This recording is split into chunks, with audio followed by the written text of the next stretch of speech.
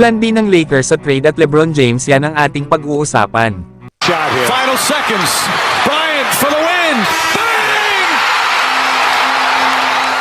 Lakers may plan B sakaling mabigo na makuha si DeJounte Murray sa Atlanta Hawks. Dahil may 3 players sila ngayong tinitingnan na maaari nilang kunin sa kupunan ng Brooklyn Nets. At ito nga ay sila Dorian Finney-Smith, Royce O'Neal at Spencer Dinwiddie. Sa ngayon ay may 2 taon pang natitira sa kontrata itong si Dorian Finney-Smith pagtapos ng season na ito. Pero may player option naman ang huling kontrata nito, na ngayong season nga ay may solid itong shooting na 38% beyond the arc at may average naman ng 9 points per game. Habang itong si Royce O'Neal ay nasa huling taon na ng kanyang kontrata ngayong season, ay may average naman itong 7 points per game at may shooting naman na 36% beyond the arc ngayong season. Kaya malaking tulong talaga para sa Lakers sila Dorian Finney-Smith at Royce O'Neal kapag nakuha nila ito. Mag-i-improve kasi ang kanilang depensa at shooting sa mga ito. Kilala rin kasi ang nasabing 2 players na maaasahan pagdating sa kanilang depensa. Samantalang si Spencer Dinwiddie ay iba naman ang posisyon sa naunang 2 players.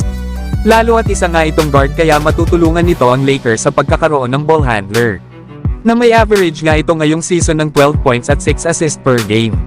Kaya kailangan talaga ng Lakers na gumawa ng desisyon kung hindi rin naman nila makukuha si DeJounte Murray. Pero kayo mga idol, maganda nga ba na maalin man ka na Spencer Dinwiddie, Dorian Finney-Smith at Royce O'Neal ang makuha ng Lakers?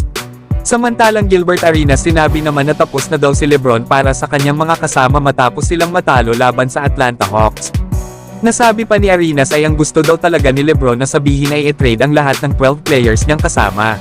Bukod nga dito kana Davis, Austin Reeves at Rui Hachimura, na ang iba ay umalis na nga daw sa kanilang kupunan lalo at pagod na nga raw si LeBron na umintindi pa.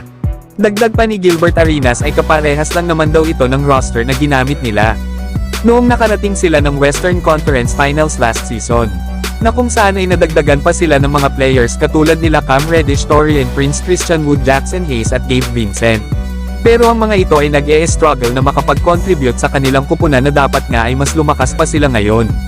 Nakahapon nga sa post-game interview ni LeBron, ay tila may patama ito sa kanyang mga ka-teammates, na kung saan ay sinabi nito na wala nga daw itong masasabi sa kanyang mga kasamahan. Basta pumunta na lang daw sila at gawin nila ang kanilang trabaho. Tapos sinabayan pa ito ng post ni LeBron sa kanyang Twitter ng sinaunang orasan na buhangin na emoji, na parang sign na ito na malapit na ang oras para sa mga players na balak i-trade ng Lakers. At nakahanda na nga si LeBron sa pagbabago ng kanilang kupunan. Lalo at 2 sunod na silang natatalo na nasa pang-9 seed nga sila sa standing sa West, na may record na 24 wins at 25 losses. Kaya abangan na lang natin mga idol ang move na gagawin ng Los Angeles Lakers. Lalo at malapit na ang trade deadline. So hanggang dito na lang tayo mga idol.